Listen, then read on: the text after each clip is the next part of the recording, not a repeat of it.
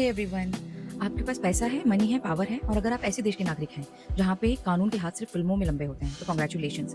आप यहाँ कुछ भी बेच सकते हैं। आप यहाँ वल्गर से वल्गर कंटेंट बेच सकते हैं, चाहे वो यूथ को कितना भी ट्रिगर करे गलत काम करने के लिए, चाहे एग्जिस्टिंग रेप कल्चर को ही कितना भी बढ़ावा दे। और इसका सीधा-सीधा एग्जांपल है नोरा फतेही का एक रीसेंट सॉन्ग, जिसने रिलीज़ होते ही चारों तरफ हंगामा मचा दिया। इस सॉन्ग के लिरिक्स इतने ज़्यादा गंदे थे, इतने ज़्यादा वल्गर थे कि जैसे ही सॉन्ग रिलीज़ हुआ, चारों तरफ से इस सॉन्ग का क्रिटिसिज्म शुरू हो गया और उसके बाद इस सॉन्ग का ओरिजिन पता किया जाने लगा कि किसने ये सॉन्ग लिखा और सेंसर बोर्ड ने इसे पास कैसे कर दिया। ये कन्नड़ फिल्म डायरेक्टर हैं जिनका नाम प्रेम है, उन्होंने इस गाने को लिखा था। लेटर ऑन अब्दुल रकीम जी हैं जिन्होंने इस गाने को ट्रांसलेट किया। ठीक है, लिखने वाले को इस गाने का मतलब पता था और आयरनी इसमें ये है कि इस सॉन्ग को ट्रांसलेशन के बाद भी चाहे किसी भी भाषा में इसको ट्रांसलेट किया जाए, इसका मीनिंग वही है, सेम वर्ड। तो जब अकाउंटेबिलिटी की बात आई तो उनसे पूछा गया, उन्होंने कहा कि ठीक है मैं अपॉलॉजी मांग लेता हूँ। तो जो कन्नड़ डायरेक्टर हैं उन्होंने इस सॉन्ग के लिरिक्स के लिए माफ़ी मांग ली।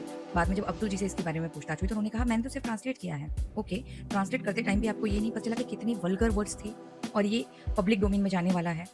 खैर, बाद में जब ये सॉन्ग रिलीज़ हो गया तो वुमेन कमीशन ने इस पे स्टैंड लिया, इसके अगेंस्ट स्टैंड लिया और उन्होंने CBFC central board of film certification से डायरेक्टली बोला कि इस सॉन्ग को बैन किया जाए।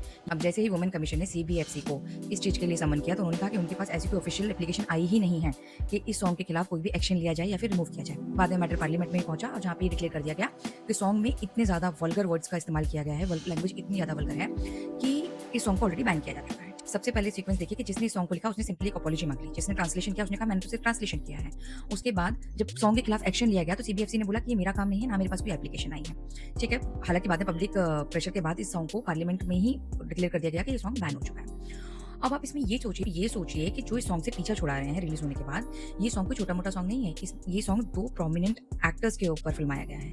जी हाँ, अब ये दोनों एक्टर्स जिनके ऊपर ये सॉन्ग फिल्माया गया है, उनमें से जो फीमेल लीड एक्ट्रेस थी, उसने साफ-साफ कह दिया कि मुझे तो लैंग्वेज ही नहीं आती, I was unaware about the language, तो मुझे नहीं पता कि क्या फिल्माया गया। खैर, उसका जो भी है, उसका प्रोफेशन ही है, she is basically an item girl, तो ठीक है, उसका जस्टिफिकेशन माना भी जाए और ना भी माना जाए एक ही बात है। ऑन द अदर हैंड जो मेल एक्टर है उसने भी इसके ऊपर कोई एक्शन नहीं लिया, ना ही कोई स्टेटमेंट दी। सारी एजेंसी, सारे रिस्पॉन्सिबल लोग, सारे सभ्य समाज के लोग, सबने इस लिरिक्स से अपना-अपना पीछा छुड़ा लिया। तो अब आप खुद सोचिए कि ये किस तरीके का डिजिटल मीडिया और एंटरटेनमेंट के नाम पर किस तरीके का कंटेंट हमारे बच्चों के सामने, हमारे यूथ के सामने परोस रहे हैं। इनको कोई फ़र्क नहीं पड़ता कि किस तरीके का कंटेंट ये कंज़्यूम करवा रहे हैं आज के यूथ को। क्या सेंसर बोर्ड ने नशे करके इस सॉन्ग के लिरिक्स को पास किया था? क्या उन्हें तब नहीं देखा कि किस लेवल की वल्गैरिटी है सॉन्ग के अंदर? और आज सीबीएफसी अपना पीछा छुड़ा रही है। आज उस जिस राइटर ने लिखा उसने अपॉलॉजी मांग ली। ट्रांसलेशन करने वाले ने पीछे छुड़ा लिया कि मैंने सिर्फ ट्रांसलेट किया। जिस पे फिल्माया गया उसने बोल दिया कि लैंग्वेज बैरियर था, मुझे पता नहीं चला। आप खुद सोचिए कि हमें कितना कॉन्शियस रहने की जरूरत है, क्योंकि ये कुछ भी परोस देंगे हमारे बच्चों को, हमारी जनरेशन को। We need to be conscious, we need to be aware कि what kind of content are younger ones are consuming on daily basis, because these people are ruthless, careless, they are just crazy about money, name and fame.